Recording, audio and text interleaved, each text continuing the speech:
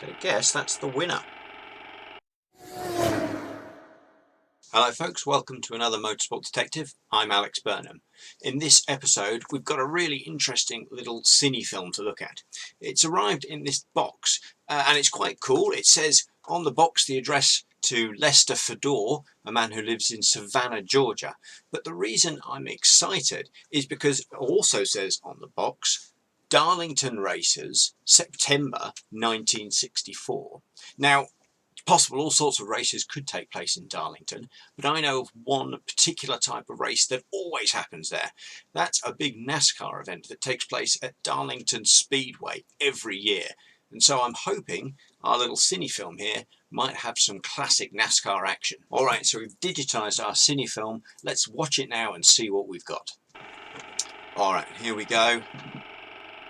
And we've got some pre-race build-up at what definitely looks like a traditional NASCAR oval circuit.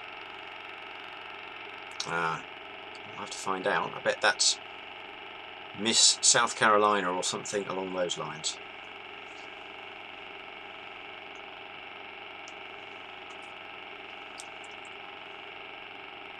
That's the cars lining up behind the pace car, ready for the start. It's a big grid. And we're racing straight into a yellow flag by the looks of things. Now, good, we're back.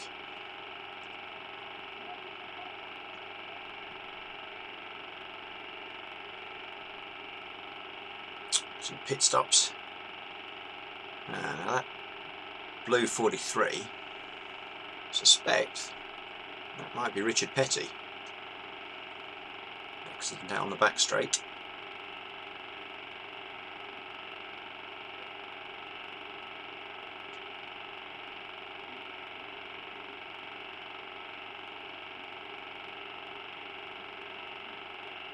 Car 3 with a slightly inappropriate Confederate battle flag.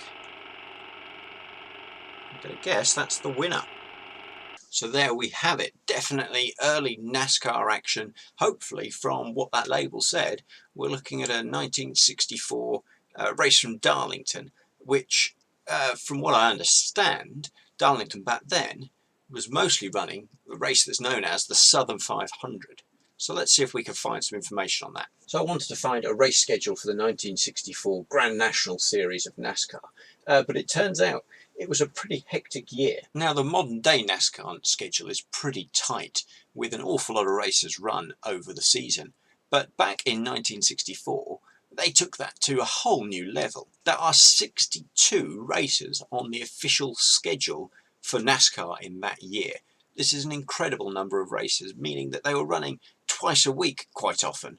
Just looking down the list of race winners for that season, and it is pretty much a who's who of NASCAR. Names like Ned Jarrett, Wendell Scott, Richard Petty, Junior Johnson, David Pearson.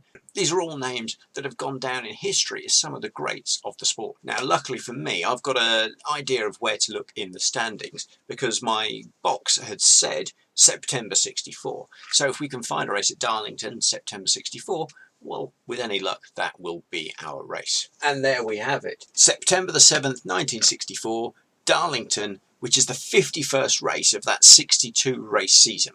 Darlington Raceway is actually a really interesting track, not least because of its slightly odd shape.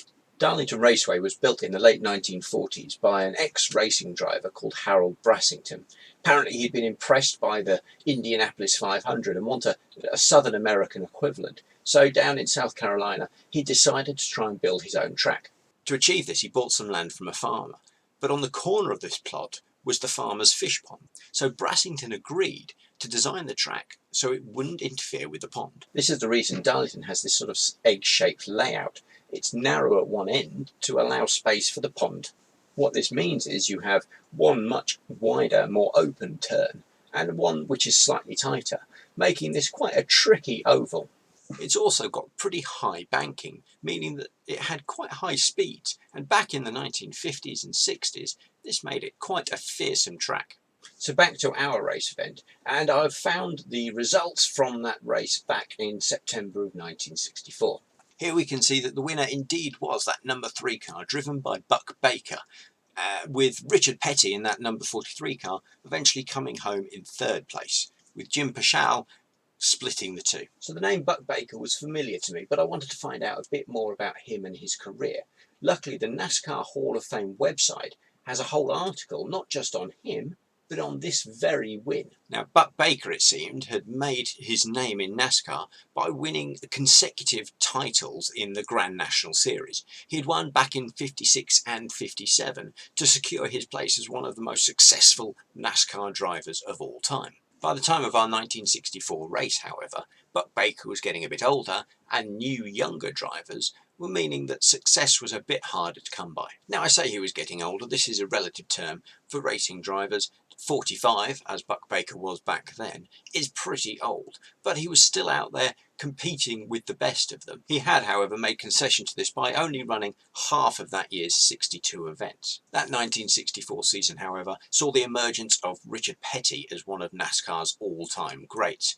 He would go on to win the title that year, and he would go on to win another 6 titles after that for a record-breaking 7 Grand Championships. This meant that coming into that Darlington race, Richard Petty was the odds-on favourite to win, and he duly put his car on pole position, securing his place at the front. Petty's main rival, David Pearson, was starting in 2nd place, with Buck Baker back down in 6th. Now, Buck Baker had won the Southern 500 at Darlington before, in fact twice, so he knew his way around the circuit. So while Petty and Pearson were out setting the pace at the front, Baker was able to stay pretty close to the leaders. As Pearson and Petty and many of the early pace setters fell away due to mechanical issues or accidents, it turned out that Buck Baker was in the right place at the right time to pick up the lead towards the end of the race. So with 63 laps remaining, it was Buck Baker who was able to take the lead and hang on to take the checkered flag, securing a race victory. This was his 46th NASCAR Cup Series race win,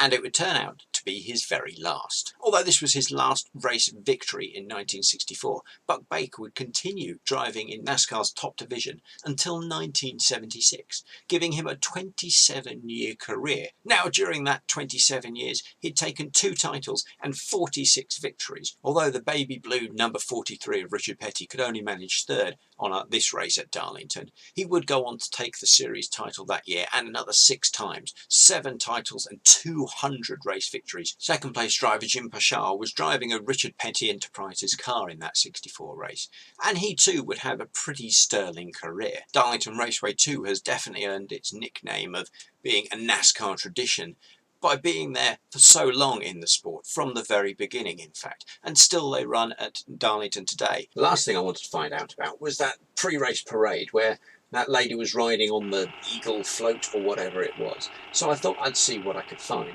but I was having no luck really searching for Miss South Carolina or that sort of thing, until I found this website. This has a list of all Cup Series race winners at Darlington Raceway and some little pictures alongside.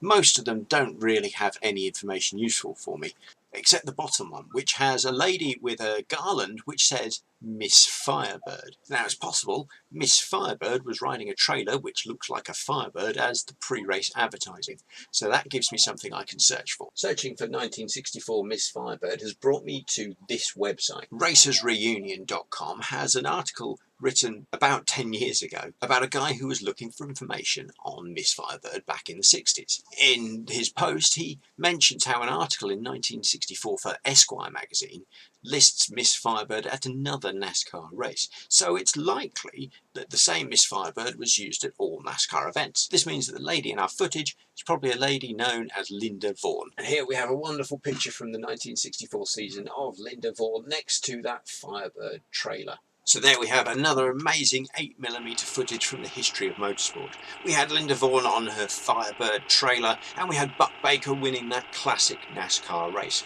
I hope you have enjoyed seeing the footage and learning a bit about that event, and please do search me out on social media, watch some of my other videos on YouTube, and please do subscribe to my channel, and please do come back again to watch more motorsport mysteries with me, Alex Burnham, the Motorsport Detective.